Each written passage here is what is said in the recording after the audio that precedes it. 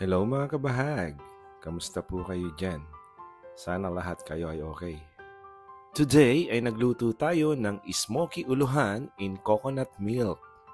Samahan din natin ito ng grilled eggplant in curry sauce. So ayan, at ibinababa ko na from plating.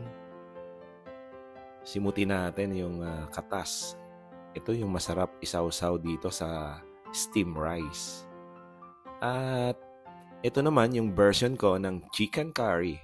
Gumamit lamang ako dito ng fresh na luyang dilaw, sinamahan ko ng papaya, at saka itong dahon ng sili.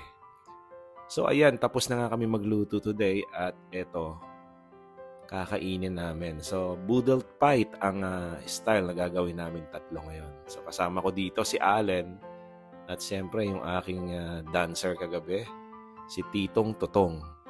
So eto, at uumpisahan ko na. Tinanggal ko na itong pinais na sipitan. By the way, itong hipon na to ay rare na. Normally, nakukuha ito or nahuhuli sa mga swamp. Yung tinatawag sa amin dito na lalao. Na kung saan maraming putek tapos dinadaluyan to ng tubig ilog. Ayan, normally sa tabang na yan na water to na kukuha. And I'm sure some part ng mga provinces nyo meron din to.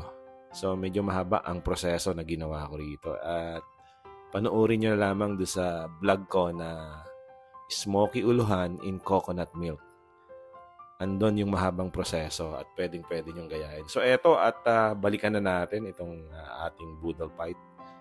Wala muna kaming kibuan dito. So nagutom na kami at medyo late lunch na rin ito. Ito si Titong Totong. Ayan, so makikita nyo naman.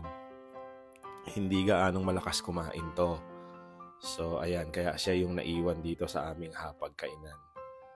Ang sarap niya talagang kumain mga kabahag. So kung nandito kayo, baka mainggan nyo rin kayo. And by the way, itong 3 dish na ginawa ko today, ito rin yung inihain ko doon sa dalawang power couple na nanalo. Sila po yung mag-partner na kung tawagin natin ay sweet and sour. So ayan, ipakikita ko sa inyo yung tinatawag naming sipitan or uluhan. I don't know kung ano ang tawag nito sa inyo, but kung ano man ang tawag nito, please comment lang po para magkaalaman tayo at magka-share tayo ng ating mga experience dito. Hindi na kasi lumalaki itong hipon na to, kaya ang tawag dito ay sipitan or uluhan. Mas malaki kasi yung ulo niya. And by the way, pasalamatan ko na rin, take ko na din tong chance na to, yung lahat ng mga sumali kagabi sa ating game. And also yung mga hindi naman natawag, huwag po kayo mag-alala at baka sa next game, matawag na po natin kayo. Thank you for watching. See you on my next video.